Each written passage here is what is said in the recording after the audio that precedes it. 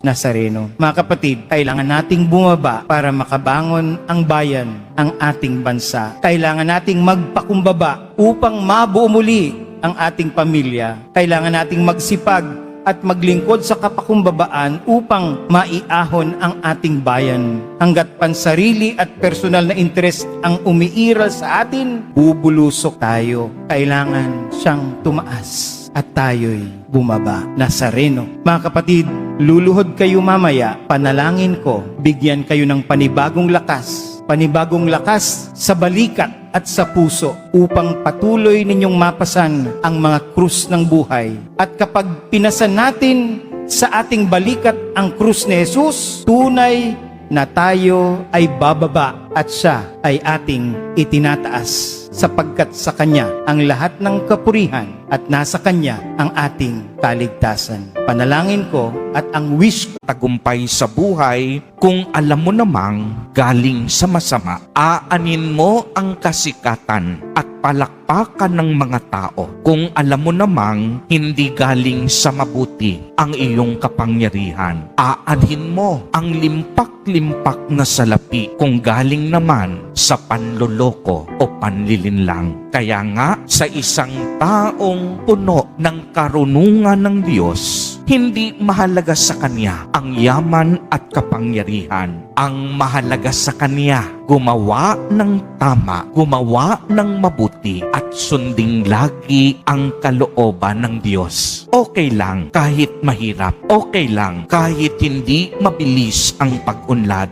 Okay lang kahit mahirap maghanap buhay. Okay lang kahit laging pagod. Ang mahalaga, walang inaapakang tao at lagi mong pinipili kung ano. Sa mga kurakot,